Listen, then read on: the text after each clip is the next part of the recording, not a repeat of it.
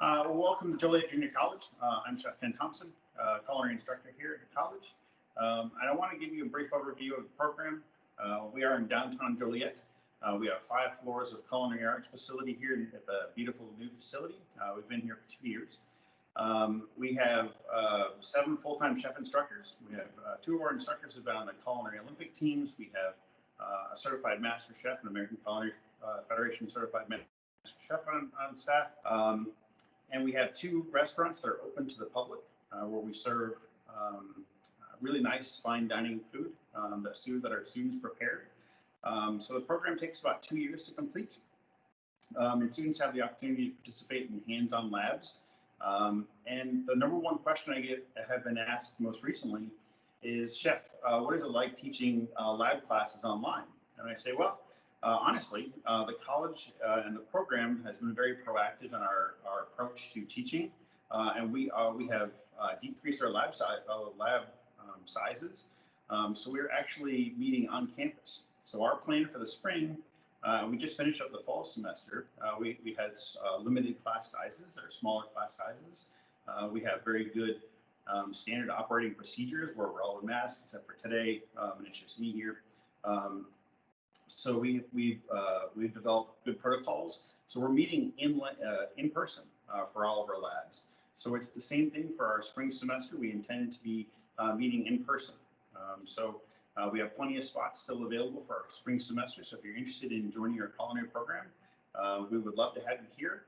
You can reach out to our department secretary or our department chair, Chef Michael McGrail, and he will pass along information about how to apply. And someone will respond to you as quickly as possible. So we are in downtown Joliet, this wonderful facility. Our class sizes are really small. So even during normal operating procedures, the lab classes are no more than 16 students per lab class. And our lecture classes are also small sizes. So as a culinary instructor, we get to know who you are during your time here in the culinary arts program. So what I'm going to make today is a family recipe that I have been making since I started working in the culinary field after graduating culinary school. It is candied pecans, or spiced pecans. And the nice thing about this is if they have a long shelf life and they never seem to stay around very long. So it's a very easy recipe to remember. If you're interested in the recipe, I will be sharing that with you at a later date. I have no secret recipes, so if you're interested in the recipe, we're happy to pass those along to you. So the recipe is always ones. So what I have right here in front of me, my first ingredient is 1 egg white. So I have my 1 egg white. I have 1 tablespoon of water. What I've done with the egg white is I separated the egg white from the yolk, and you really want to make sure that there is no yolk in with your white. Because what we're going to do is we're essentially going to whip this egg white until it's really foamy into soft peaks. So this is probably the hardest part of the whole pecan process. So what I'm going to do is I'm going to whip this, and this is going to cause a little bit of ruckus. And this, I promise after this, I'll be a little bit quieter. So I'm going to whip this to a soft peak.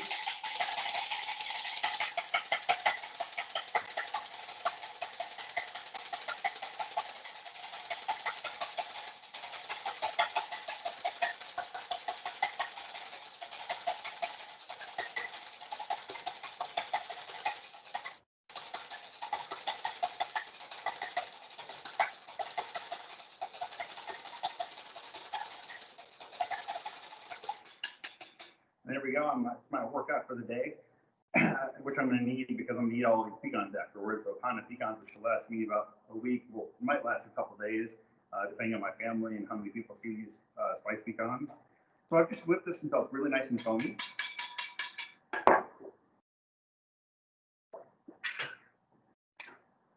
And then in a separate bowl, I have 1 cup of sugar,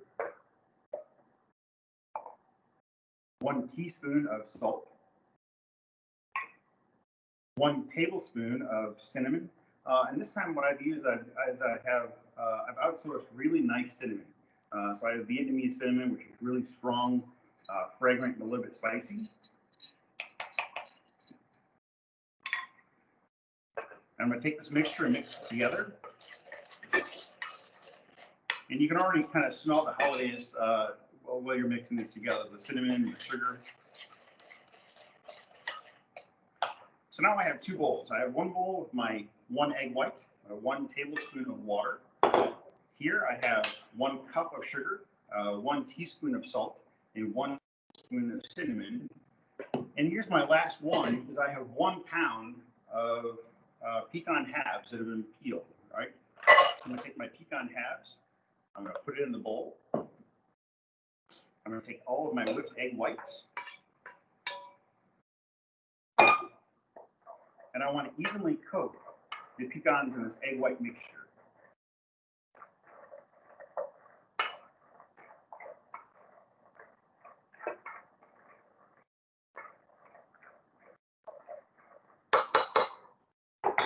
See where I have evenly coated pecan halves? I'm going to take my cinnamon, sugar, and salt mixture and dump it on here. And this always looks like an alarming amount of sugar and spices. And I promise that you want all of that sugar and spices to coat the pecans. This is going to be, it's kind of healthy for you. Well, maybe not healthy for you, okay. But it's nuts and it tastes good and it smells good.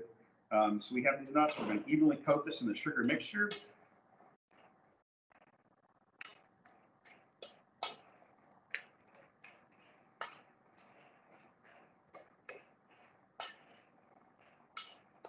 One got away from me. So I have a non-stick baking mat here. If you don't have a non-stick baking mat at home, you don't have to have this. You can use a piece of parchment paper.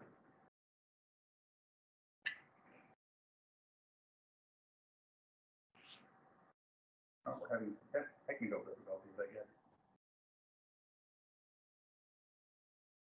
One more time. You're good, Chef. Go ahead. Oh, I don't know how Yeah, to you're. explain. No, you're good, Chef. We're gonna keep going. So I have my non-stick baking mat right here. I have some non-stick spray. So what I'm gonna do is I'm gonna spray this non-stick mat, and I tried both ways.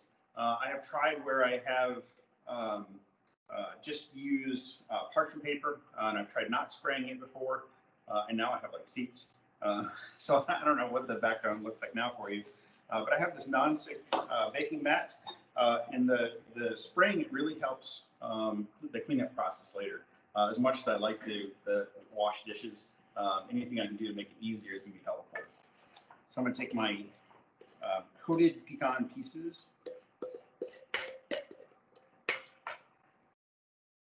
I'm going to spread them out evenly.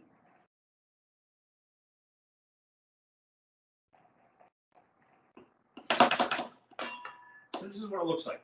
I have some sugar-coated pecan pieces. I have preheated in the oven to 325 degrees, and I'm going to put the pecans into an oven. I'm going to set a timer for 10 minutes, and after 10 minutes, I'm going to pull them out of the oven. I'm going to stir them, and then I'm going to put them back into an oven for 10 more minutes, pull them out again, stir them again, and then I'm going to put them back in the oven for probably 10 more minutes. The second duration of 10 minutes kind of depends on the final outcome. What we're looking to do is I want to make sure we're drying out the pecans and cooking the egg whites. So somewhere between a third addition of 8 to 10 minutes.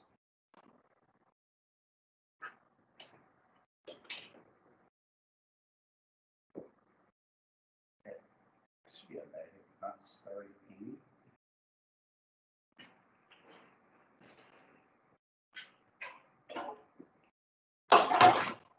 So what we have now is we have TV magic. So after 30 minutes, we have candied pecan. So that's a very good part of the process. What we're looking for is I want to have nice crispy pecans that are evenly coated, and the mixture is, the sugar is fully set and crunchy. So a couple of different things you could do with the pecans. The number one thing at the house is that if you just take these pecans and put little bowls of these pecans around your house. Normally, if you have family and friends coming over and you just put these little bowls of pecans around the house, they magically disappear, end up in people's purses or pockets or shirt pockets or just in people's mouths. Because once they try them, it's the combination of sweet and salty and spicy. So they're really delicious. So on top of that, other things you could do, because I tried to come up with something else that you could do besides just putting them onto a coffee table or a table end table. So what I have now is I have some roasted butternut squash soup. So what I did is I took acorn squash and I peeled the acorn squash. I took the seeds out of the inside of the acorn squash, and then I cut them into large pieces, about 1 to 2 inch large slices. I tossed them in olive oil, and then I took those pieces of acorn squash on a sheet pan, put them into an oven, and cooked them until they're nice and golden brown and very soft. From that point, what I did is I took some small diced onions, some leeks that look like large green onions, and cut them into thin ribbons, a little bit of celery, and then some butter. And I took all those components, put them into a small sauce pot, and I covered it, and I cooked it until it's very soft. And then I added this roasted squash to it, and then I added some stock. You could, if you wanted to keep this vegetarian, you could use vegetable stock. I use chicken stock because that's what I had available. So I have this beautiful roasted acorn squash soup. And normally I would put some sort of garnish inside the soup, so you can take some more acorn squash and put it in there so there's chunks. But for today, what I did is I took this acorn squash soup and I pureed it.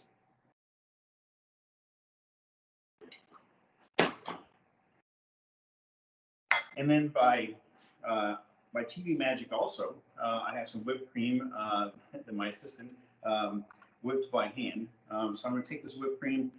It is unsweetened because I felt that the squash has enough natural sweeteners in it. I have some fresh ground or some dried ginger that I'm going to mix in with this whipped cream. A little pinch of salt. And any of my students would tell you I love salt, so salt goes in everything. I'm going to mix all this together. So I have this spiced whipped cream with ginger and salt. And all that was in here before was heavy cream that I whipped to a soft consistency. So I'm going to put that on top of the soup.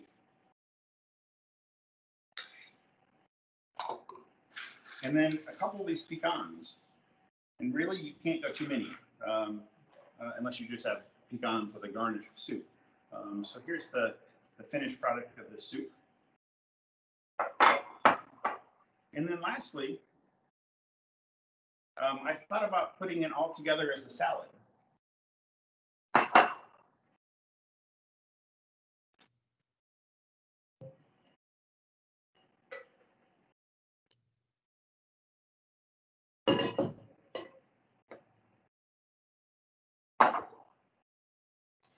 So I have some baby mixed greens that I got at the store. I'm going to take some of these baby mixed greens and put it into a bowl.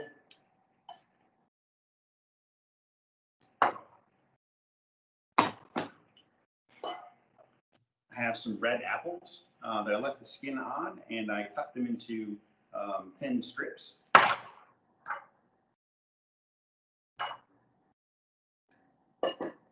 I did the exact same thing with the carrots, but this time I peeled the carrots.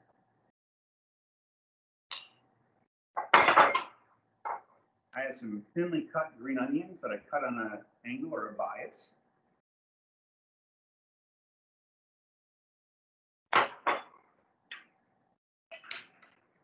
And here I have balsamic vinaigrette. What I did is I took 1 part of balsamic vinegar, 3 parts of olive oil, added some salt and pepper, a little bit of honey, some fresh chopped tarragon, some fresh chopped parsley, and some fresh chopped thyme. I'm going to shake this up. Dress the greens with the dressing.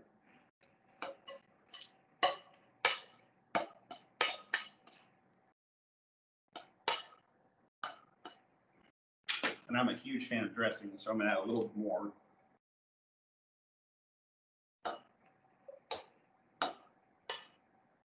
So I'm gonna toss this together, and I'm gonna put the salad onto a plate. And we really want to see these garnishes. So we have the apples and the carrots, the green onions.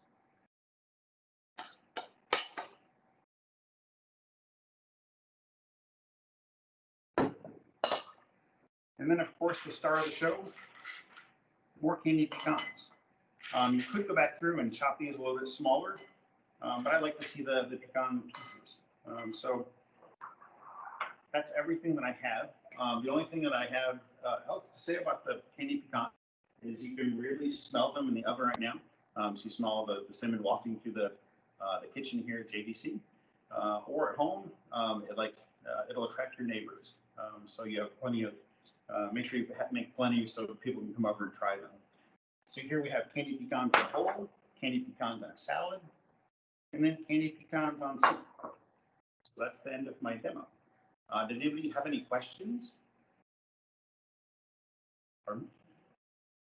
Oh, yes, I had a question about using this method with other nuts. I have tried with walnuts and whole almonds that have been peeled, and I had pretty good success. That's a good question. Thank you. Is there any other questions?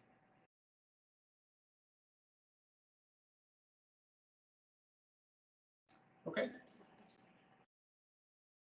Well, that's a good question too. Other spices besides cinnamon, you could add ginger to the candied pecans.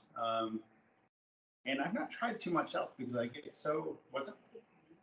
You could add some cayenne to it, so they're a little bit spicy.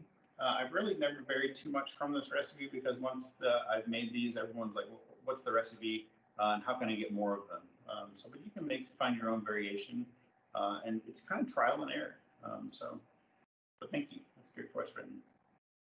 Other questions? Okay, well, thank you for joining us for Discover JDC today. We hope to see you in the future. Again, if you have any questions or would you like the recipe, we're happy to share the recipes with you. And if you need to make an appointment with an advisor, if you have questions about the program or how to enroll, we're happy to do that. And we hope to see you at JJC soon. Have a great rest of your day. There are 2 other demos. Chef Bucci, Certified Master Chef Bucci, is making roast pork with gravy, so make sure you turn in for his demo. Chef Mark Muzinski is decorating cookies, so make sure you tune in and watch both of those videos as well. Hope you have a great rest of your day. Stay safe and have happy holidays.